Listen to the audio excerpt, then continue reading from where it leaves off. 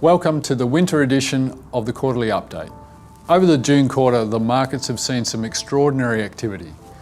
We've seen bond yields sell off quite aggressively, and I'll go through the reasons why in a minute.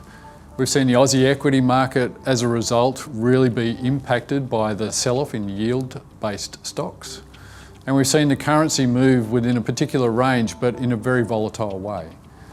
So it is a situation that the market is coming to grips with a lot of the changing reality in terms of what they perceive is going to happen over the course of the next sort of 12 months. And it is manifesting itself in a degree of volatility that we're experiencing in markets.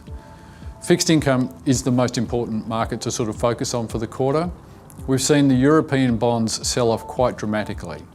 And it's been a situation where some of the quantitative easing efforts that the European Central Bank have basically put forward has actually resulted in that sort of yield sell-off, because people are actually thinking that the deflationary spiral that's encompassed in Europe at the moment is close to an end. And we've had some numbers that basically support that. You know, some of the credit metrics that are coming through would actually suggest that there is some signs of life coming out of Europe.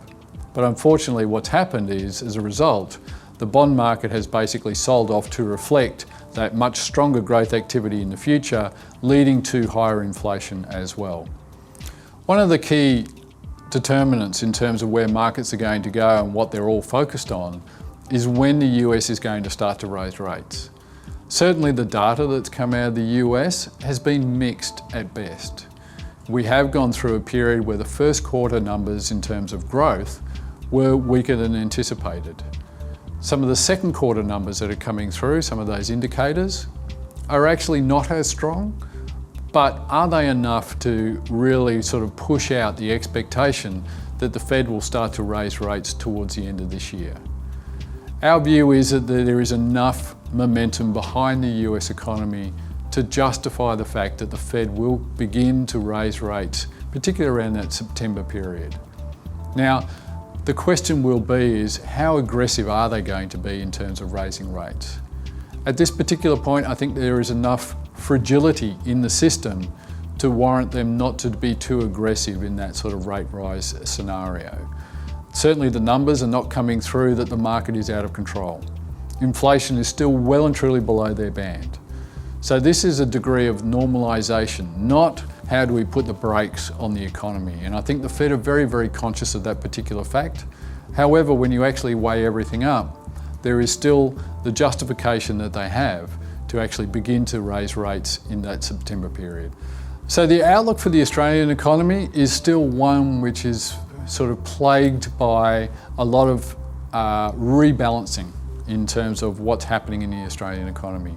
You know, we are still seeing the effects of the mining CapEx cliff that everyone's talking about. And in fact, that's starting to play out in non-mining sectors as well, where there is a decrease in activity in terms of investment intentions for a lot of businesses at the moment, because they don't know how that's going to flow on to the rest of the economy.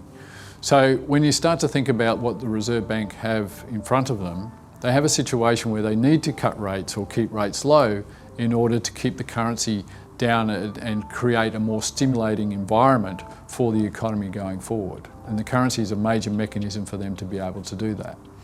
I think that that is going to play out. For the weakness in commodity prices, for the fact that we're going to have lower rates for longer, is going to end up in a situation where the currency is going to continue to be under pressure. As a result of that, we start to look at international assets much more favourably, particularly on an unhedged basis. So we've moved more money back into international equities on an unhedged basis, mainly to try to capitalise on the weaker currency going forward, as opposed to looking at the equity market valuations that we see at the moment. That's a sort of situation where the Australian dollar will start to compensate for some of the equity market weakness that we might exhibit over the course of the coming on period. But it is a sort of situation where it'll create less volatility in terms of those returns when you're actually measuring it in an Australian dollar sense. In summing up, it's been an exciting quarter, and the expectations and the challenges are certainly going to be there for the next sort of 12 months. But thank you very much for joining us, and look forward to chatting to you next quarter.